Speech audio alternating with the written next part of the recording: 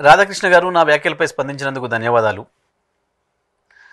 భుజాలు తడుముకుని నేరాన్ని అంగీకరిస్తూ ముందుకు వచ్చినందుకు మరొకసారి ధన్యవాదాలు. కాకపోతే అది చాలా బేలగా ఉంది, చాలా గందరగోళంగా కూడా ఉంది. దొరికిపోయిన నేరస్తుడి తత్రపాటు అందులో కనిపిస్తుంది. ఎంత పెద్ద నేరస్తుడైనా పోలీసులకు దొరికినప్పుడు ఇలాగే గందరగోళానికి గురవుతాడు. తప్పు చేసిన వాడు ఒప్పుకొని తప్పు గుర్తించి సరి చేసుకుంటే బాగుంటుంది, కానీ దాన్ని సమర్థించుకోవడానికి చేసే ప్రయత్నం ఇంకా ఇంకా తప్పులు చేయిస్తుంది. ఇవాళ మీరు రాసిన రాతల్లో కూడా అది స్పష్టంగా కనబడుతుంది. అసలు నేను ప్రస్తావించిన అంశానికి మీరు రాసిన రాతలకు సంబంధమే లేదు. ఆంధ్ర ప్రాంత ప్రజలంటే తెలంగాణలో సెటిల్ అయిన వాళ్ళు మాత్రమే కాదు, ఆంధ్రాలో నివసిస్తున్న వాళ్ళు కూడా కుల మతాలకు అతీతంగా 90% మంది ప్రజలు కేసీఆర్ని ఇష్టపడతారు. హైదరాబాద్తో సహా తెలంగాణలో సెటిల్ అయిన వాళ్ళందరూ చంద్రబాబు కంటే కేసీఆర్ పాలనలోనే సుఖంగా, సంతోషంగా, స్వేచ్ఛగా ఉన్నామని భావిస్తున్నారు.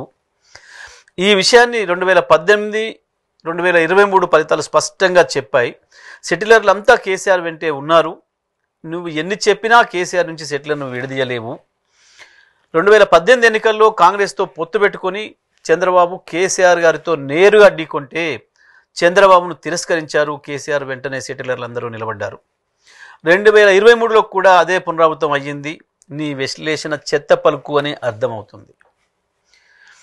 మాట్లాడితే ఆంధ్ర ప్రజలకు మేమే టేకేదారులం, నేను చంద్రబాబు అన్నట్లు మీరు చెప్పుకున్నా ఏపీ ప్రజలు చంద్రబాబును తిరస్కరించిన సంగతి గుర్తుపెట్టుకోండి. కానీ ఆంధ్రప్రదేశ్ చెందిన ఒక వర్గం వారు కొద్ది మంది మొదటి నుండి తెలంగాణను వ్యతిరేకించే వాళ్ళు ఇక్కడ కొన్ని స్లాటర్ హౌజులు పెట్టి నడుపుతున్నారు. అడుగడుగున మా నాయకులను కించపరిచే విధంగా, మా నాయకుల వ్యక్తిత్వాలను హననం చేసే విధంగా ప్రవర్తిస్తున్నారు. వాళ్ళతోనే మా పంచాయతీ, వాళ్ళ ముసుగులు తీసి వాళ్ళ భర్తం పడతామని మాత్రమే నేను చెప్పినా.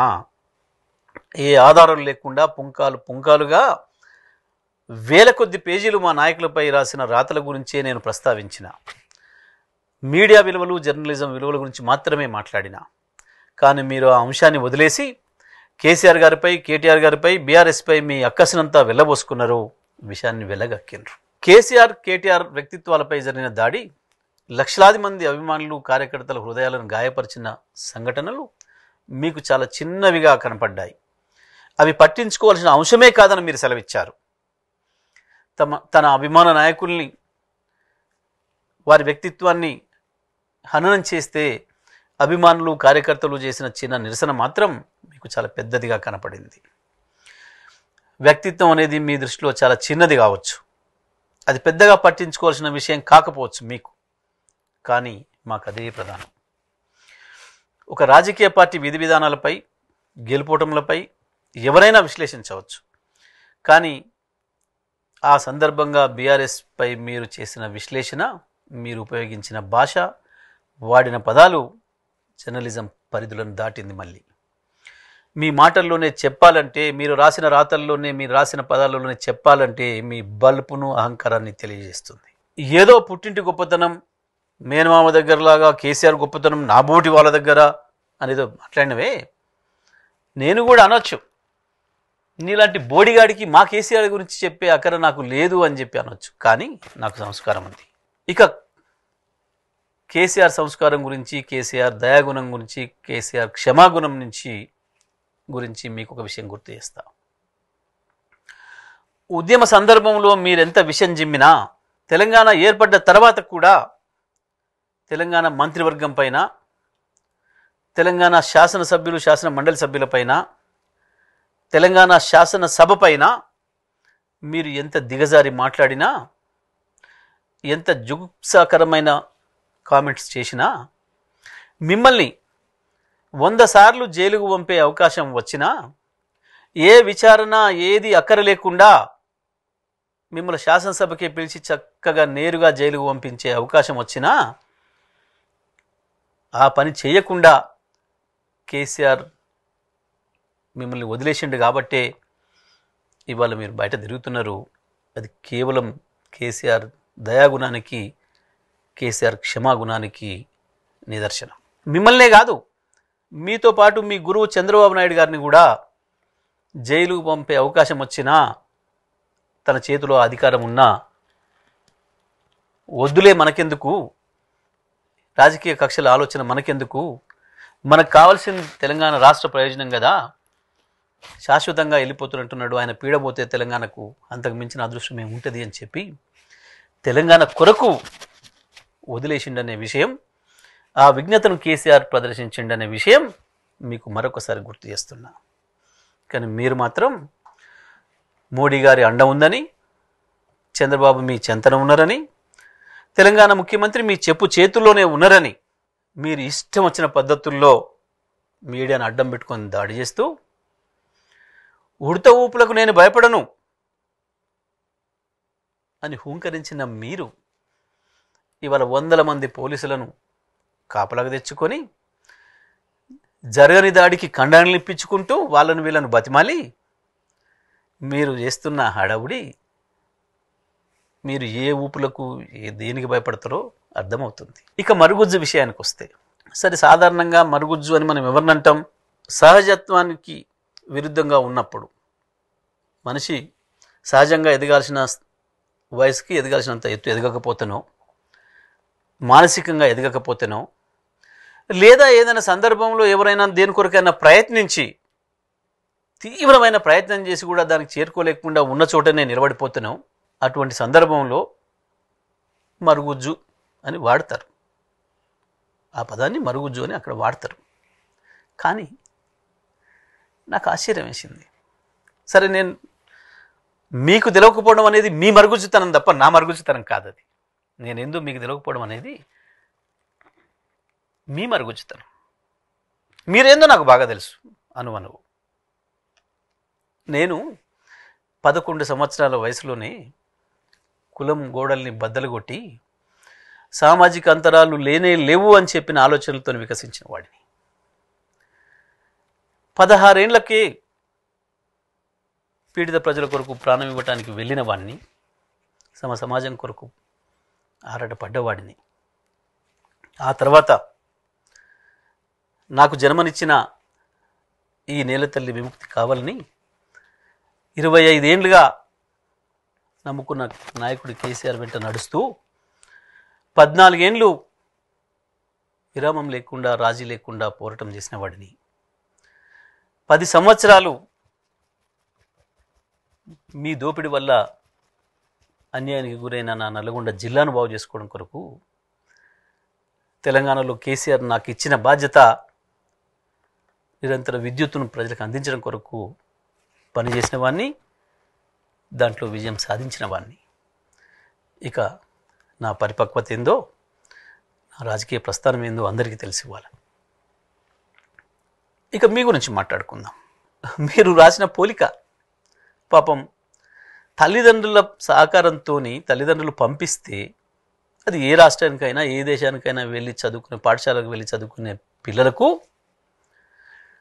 బతుకు తెరువు కొరకు వచ్చి ఇక్కడ దోపిడి ప్రారంభించి అనేక రకాలుగా అధికారాన్ని చేతులకు తీసుకొని మేమే శాసిస్తామన్న మీలాంటి దోపిడీదారులకు పోలిక పెట్టి చెప్పిన మీ జ్ఞానం ఎంత మరుగుజ్జో అర్థమవుతుంది. ఇక రామోజీ గారితో పోల్చుకొని, వారితో పోటీపడి వారికంటే నేనేం తక్కువ అని అనుకొని మీకు మీరే ఊహించుకొని మీ స్వీయ మానసిక ధోరణిలో కనీసం వారు ఉన్నప్పుడు ఆ పీఠం నాకు దక్కలేదు, వారు పోయిన తర్వాతనైనా ఆ పీఠంలో కూర్చుందామని చెప్పి ప్రయత్నం చేస్తుంటే అది చేరుకోకముందే ఇంకెవరో ఇప్పుడే ఓనమాలు, జర్నలిజంలో ఓనమాలు మొదలుపెట్టిన వాడోడో నాకు పోటీకి వచ్చిండు, నా మీద జరగాల్సిన దాడి వాడి మీద జరిగి ప్రచారం అంతా వణికిపోతుంది అన్న భయంతో లేని దాడిని సృష్టించుకొని పోలీసులు పిలిపించుకొని అడిగి మరీ కళ్ళను ఇప్పించుకొని మీరు చేస్తున్న హంగామా మీ మరుగుజ్జు స్థాయిని తెలియజేస్తూ ఉంది. నువ్వు అనుకున్న చోటికి చేరుకోలేక అక్కడే నిలబడిపోయినవే అవు, అది మరుగుజ్జుతనం. ఇక మీడియా నేనేమైనా చేస్తా, నేనేమైనా చేసి మిమ్మల్ని బదనాం చేస్తా, మీ పైన మట్టి పోస్తా, మీ పైన రంగులు పోస్తా, మీ పైన బురద పోస్తా అని చెప్పి భయపెట్టించి బ్లాక్మెయిల్ చేసి మీ వీడియోలకు పిలిపించుకుంటున్నా సెలబ్రిటీలు, రాజకీయ ప్రముఖులు కావచ్చు, వ్యాపార ప్రముఖులు కావచ్చు, సినీ ప్రముఖులు కావచ్చు, అందులో మగవాళ్ళైనా కావచ్చు, ఆడవాళ్ళైనా కావచ్చు. మీ దగ్గరికి వచ్చినప్పుడు మీరు వాళ్ళ పట్ల ప్రవర్తిస్తున్న తీరు, మీరు వాళ్ళకి వేసే ప్రశ్నలు మీ మరుగుజ్జుతనానికి నిదర్శనం. కనీసం పాపం వాళ్ళ ఇళ్ళల్లో వాళ్ళ కుటుంబ సభ్యులు ఉంటారు, వాళ్ళు ఎంత వేదనకు గురవుతారు. ఇక్కడికి వచ్చిన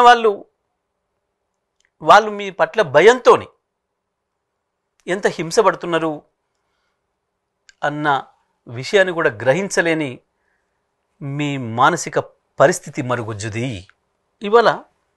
ఇవాళే కాదు, చాలా కాలం నుంచి చాలామంది మహిళా సెలబ్రిటీలని ఆ రోజుకి వాళ్ళకు జనంలో ఉన్న పాపులారిటీని మీ మీడియా అవసరం కొరకు ఇంటర్వ్యూలు చేయాలి, దాని ద్వారా ప్రచారం పొందాలన్న దుగ్ధతోని మీరు పిలిస్తే కూడా చాలామంది మీ స్టూడియోకి రావడానికి భయపడి వెనుకంజ వేసిందనేది వాస్తవం. ఇప్పటికి కూడా చాలామంది రావడం లేదనేది వాస్తవం. ఇక మీరు బతిమాలితేనో లేదా బాలంతల వాళ్ళు మీ దగ్గరకు వచ్చిన ముఖ్యమంత్రి పట్ల కావచ్చు, మంత్రుల పట్ల కావచ్చు, ఇతర ప్రజాప్రతినిధులు, ప్రముఖులు ఎవరైనా కావచ్చు, వాళ్ళకి మీరు ఇచ్చే స్వాగతం, ఎవరైనా ఇంటికి వస్తే ఇంటి ముందటికి వెళ్ళి వాళ్ళని ఆహ్వానించడం అనేది కనీస మర్యాద వాళ్ళెవరైనా. కానీ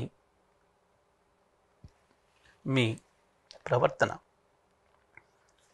వాళ్ళ పట్ల మీ ప్రవర్తన, మీరు వాళ్ళకి ఇస్తున్న గౌరవం మీ కురచ సంస్కారానికి నిదర్శనం. దాన్నే మరుగుజ్జుతనం అంటారు. ఇంకా ఇవాళ ప్రపంచమంతా కులమతాల గోడల్ని బద్దలు కొట్టుకొని నాగరికత వైపు పోతుంది. కానీ 40 ఏళ్ల క్రితమే పత్రికా రంగంలోకి వచ్చిన మీరు, మీ ఆలోచనలు ఇంకా కుల చట్రంలోనే ఇరుక్కొని ఉండడం అనేది మీ మరుగుజ్జుతనానికి నిదర్శనం. మీరు అంతకంటే ఎక్కువ ఎదగలేకపోయినారు, వాటి నుంచి బయట రాలేకపోయినారు, ఇంకా దాంట్లోనే పనిచేస్తున్నారు. నిజమే, మీ జాగీరా కదా మీరు అన్నది. మేము జాగీర్దారులం కాదు, మేము కాపలాదారులం అనే విషయాన్ని కేసీఆర్ గారు 100 సార్లు చెప్పారు. అవును, మేము తెలంగాణ తల్లి వాకిట జాగిలాలం.